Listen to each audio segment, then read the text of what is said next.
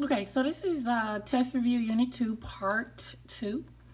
So if we take a look up here at our parent functions, y equals c, this is a constant, 0 degree. It's just a horizontal line. It just goes straight across, horizontal line straight across.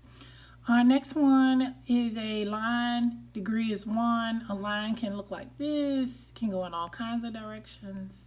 That's a line. Our absolute value graph is going to look like a V. I mean, the V can go down, the V can go up, but it's definitely a V. So anytime you see the V, you need to know that's in the absolute value family. The y equals x squared is your quadratic. That's your cup, and your cup can be up, or your cup can be down. The next one, the name of this to the third power is called your cubic. And your cubic is going to kind of look like an Egyptian. So it looks like it's going to curve, and then it curves the other way, and then you have like a point of inflection in there. All right. All right. So we're going to get down to number 12 and number 13. So number 12, the degree.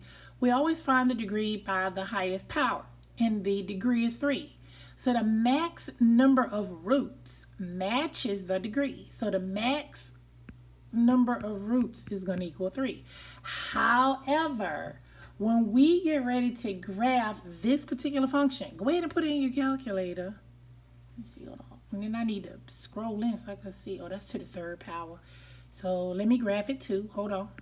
Okay, when I graph this, it sort of looks like this function right here. And it is only crossing the x-axis in one spot. It's crossing at one spot, like close to -1. So your actual number of roots is actually 1.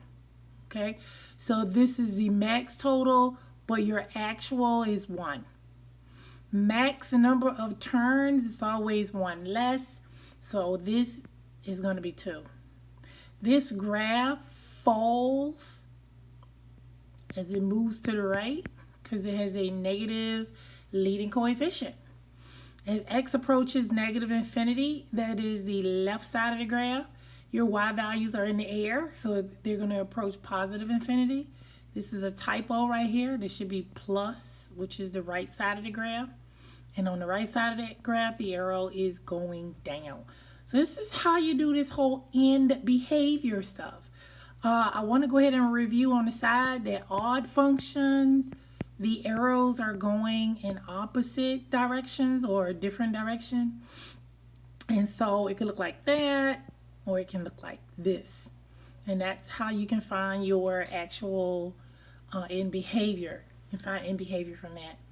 Your point of inflection, let's take a look at number 14. Your point of inflection is still your HK. So this is going to be 2, -4. This is good practice. Your x-intercept. For your x-intercept, you are going to let y equal 0. So let me put that in blue. Let's walk through that together. We're going to let y equal 0. So 0 is equal to -1/2 x minus 2 to the third power minus 4. Now, could you put this in the calculator and get it? Yeah, you could. But we're going to add 4 to each side, and we have 4 is equal to -1/2 x minus 2 to the third power. To get rid of a fraction, we're going to multiply by the inverse. So this is 1 divided by 2. So what we're going to do is we're going to multiply both sides by -2. We get -8 is equal to x minus 2 to the third power. Okay. Now, this is not a square root. This is a cube root. So we're going to take the cube root of each side. And if you go to your calculator and go math, you see the cube root button. You can put cube root of -8, and it's going to give you -2. So -2 is going to be equal to x minus 2. Because it's a cube root, you don't have to do plus or minus. So you just add 2 to each side. And let's see what we get. All right, so we get x is equal to 0. So the x-intercept is actually 0, 0. And if you graph it, you will definitely be able to see that. All right, so now we're going to find the y-intercept. So we're going to let x equal 0. So y is equal to 1/2. Negative 2 to the third power is negative 8. Half of negative 8 is negative 4. So y is equal to negative 4 minus 4. So y is equal to negative 8. So it is 0, negative 8 for my y-intercept. There we have it. Okay, so here we go. 0, 0 is the HK point of inflection for the parent function. And then our new function above is 2 comma negative 4. So 2 comma negative 4, so the transformation from 0 to 2 is 2 units right. And from 0 to negative 4 on the y-axis is down 4 units. So a quick graph of this without using my calculator. I'm going to use my point of inflection to negative 4, which is right here. The leading coefficient is negative. So on the left it's going to be in the air and on the right it's going to be down. Okay. So on the left it's in the air. So here we go. And then in the right it's going down. I mean, this is a rough sketch of what that graph looks like. Now, do you want a perfect graph? You can look in a calculator and plot some points and make it perfect. But I'm looking for sketches based on transformations from the parent function. All right, let's take a look at number 15, your point of inflection. First of all, we know this is a cubic. The point of inflection, nothing is in parentheses. If you wanted to write it in parentheses, you could do x minus 0 to the third power minus 54, if that helps you. So then you would know that your point of inflection is 0 comma negative 54. You could do your x and y intercepts like we did earlier. For your x-intercept, you're going to let y equal 0. For your y-intercept, you let x equal 0 and solve it. You want a transformation from the parent function. The parent function is at 0, 0, and this function is at 0, negative 54. So it doesn't go left or right, but it does go down 54 units. Okay. Leading coefficient is positive, so let's just say this point right here is 0 comma negative 54. Because it is positive, my arrows look like this on the left and this on the right. So let me show you what that would, a sketch would look like. It's a sketch. It's not perfect. Down on the right, and as it goes from left to right, it goes up. There's your sketch. All right, so here's an analysis of graphs. So we started off at the beginning of the video where we gave you all the equations and made you come up with stuff about the graph. Now we're giving you the graph and we're asking you questions. So what I want to do is I want to go ahead and put in critical information.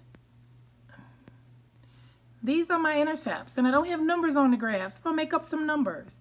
Okay, so this point right here, don't have to make that up. That's going to be 0, 0. I'm going to say 0, 1, 2, 3. I'm going to just say this is 4. I'm going to say this is negative 1, and this one is negative 3. Okay? All right, so let's figure out what the degree is. So in green, I'm going to count the turns. 1, 2, 3 turns. And so it's going to be a 4th degree. 4th is even, so we're going to do even. Both arrows in the same direction. So take a look. Let's mark those off.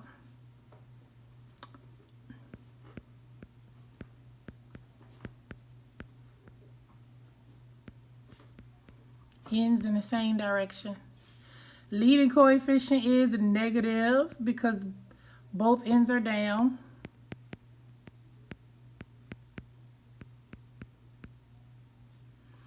The x-intercepts, you can see the x-intercepts. I'm going to write them off to the side. Negative 3, 0.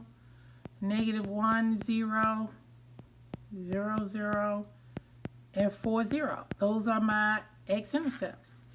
My y-intercept is only crossing the y-axis in one spot, and that's 0, 0. The domain is going to be all real numbers.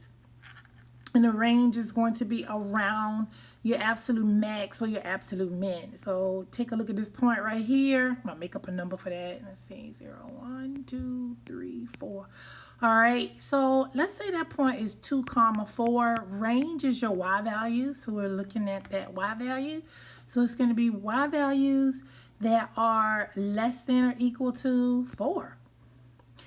Does it have an absolute max? Yes, and that's 2, 4.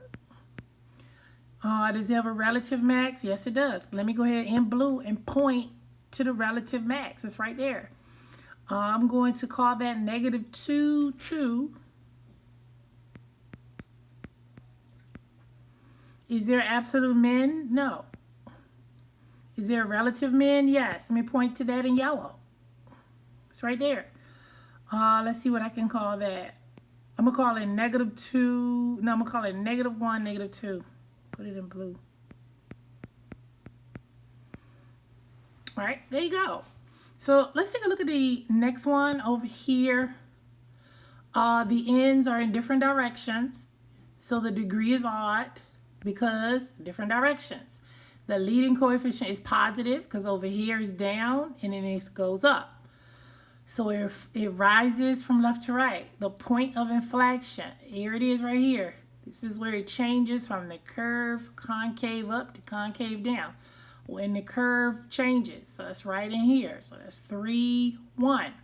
What's the domain? All real numbers. What's the range? All real numbers. Now let's talk about, this is important, possible equation. What is the cubic? So we're going to get it ready in parentheses, cubic. We're going to have an x. We're going to use our point of inflection, which is 3, 1. So instead of +3, -3 plus 1. Bam. Possible equation. All right. This last part down here, give the number and nature of the roots. So here are our options. Okay. So here, this is 2 real roots. Okay.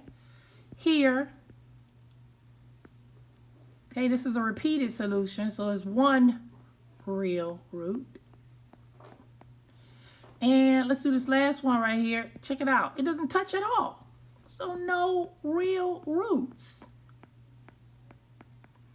So you can graph these, all of these with your calculator, and depending on what you see, that's how you can describe the roots. The roots are the intercepts. They are the solutions. They are the zeros. It's where it crosses the x-axis. So if you graph it and it crosses the x-axis in 2 places, there's 2 real roots. Crosses in one, just taps, and a repeated solution, and it's 1 real root. And if you notice that it doesn't touch at all, here's another picture of don't touch at all. No real roots. All right, this should help you out with the test. Knowing and being able to analyze the graph, the roots, the intercepts, the end behavior, you're going to be fine. You're going to be great. Thank you.